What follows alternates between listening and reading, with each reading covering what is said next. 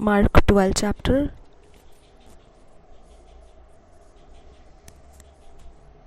18 verse से 44 verse तक पढ़ेंगे किंग्स जेम्स वर्जन में से.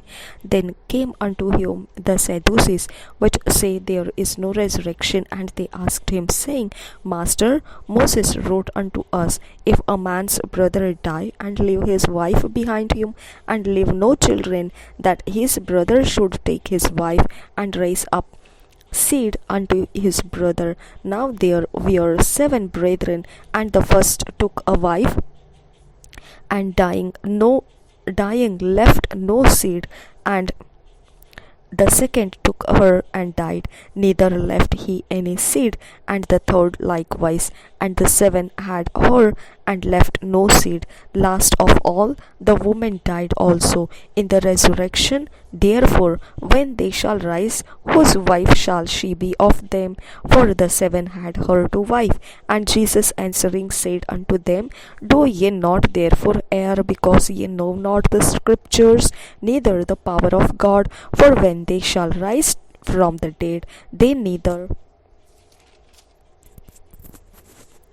marry nor are given in marriage, but are as the angels which are in heaven. And as touching the dead that they rise, have ye not read in the book of Moses, how in the bush God spake unto him, saying, I am the God of Abraham, and the God of Isaac, and the God of Jacob. He is not the God of the dead, but the God of the living. Ye therefore do greatly err.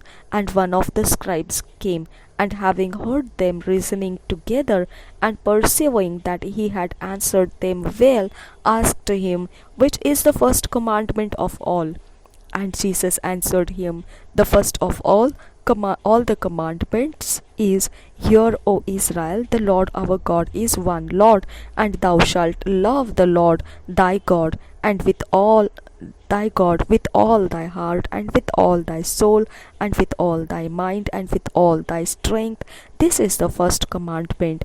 And the second is like, namely this, Thou shalt love thy neighbor as thyself. There is none other commandment greater than this. And the scribe said unto him, Well, Master, thou hast said the truth, for there is one God, and there is none other but lie.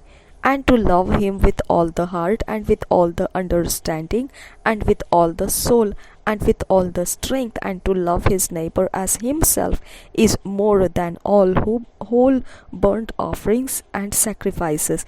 And when Jesus saw that he answered discreetly, he said unto him, Thou art not far from the kingdom of God. And no man after that durst ask him any question.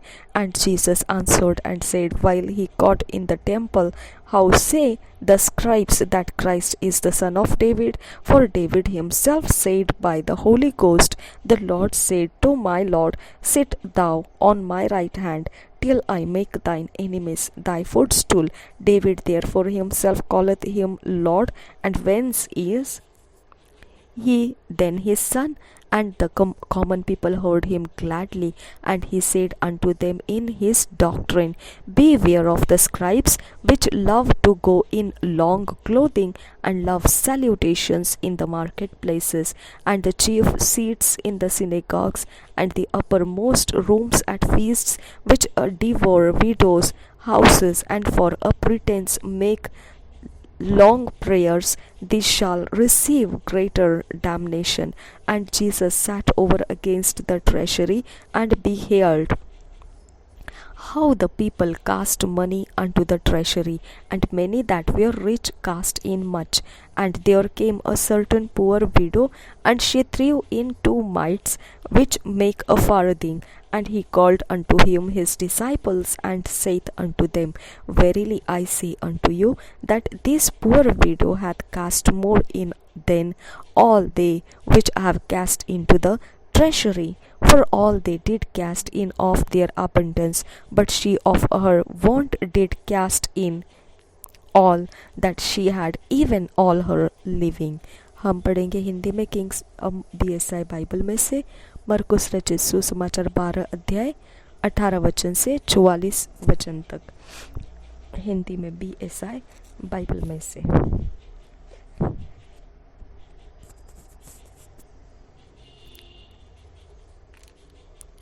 पुनरुत्थान और विवाह।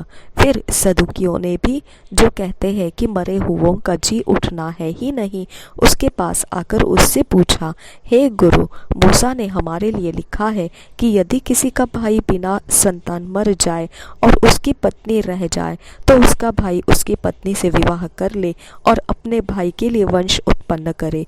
7 भाई थे। पहला भाई विवाह करके बिना संतान मर गया। तब दूसरे भाई ने उस स्त्री से विवाह कर लिया और बिना संतान मर गया, और वैसे ही तीसरे ने भी किया और 7 से संतान न हुई। सबके पीछे वह स्त्री भी मर गई। अतः जी उठने पर वह उनमें से किसकी पत्नी होगी, क्योंकि वह 7 की पत्नी हो चुकी थी। यीशु ने उनसे कहा, क्या तुम इस कारण से भूल में नहीं पड़े हो कि तुम न तो पवित्र शास्त्र ही के को जानते हो और न ही परमेश्वर की सामर्थ्य को? क्योंकि जब वे मरे हुओं में से जी उठेंगे तो वे न विवाह करेंगे और न विवाह में दिए जाएंगे, परंतु स्वर्ग में दूतों के समान होंगे। मरे हुओं के जी उठने के विषय में क्या तुमने मूसा की पुस्तक में झाड़ी की कथा में नहीं पढ़ा कि परमेश्वर ने उससे कहा, मैं अब्राहम का परमेश्वर और इसहाक का परमेश्वर और याकूब का परमेश्वर हूँ। परमेश्वर मरे हुओं का नहीं वरन जीवितों का परमेश्वर है। अतः तुम बड़ी भूल में पड़े हो। सबसे बड़ी आज्ञा। 28 वचन से आगे। शास्त्रियों में से एक ने आकर उन्हें विवाद करते सुना और यह जानकर कि उसने उन्हें अच्छी रीति से उत्तर दिया, उससे पूछा, सबसे मुख्य आज्ञा कौन सी है? यीशु ने उसे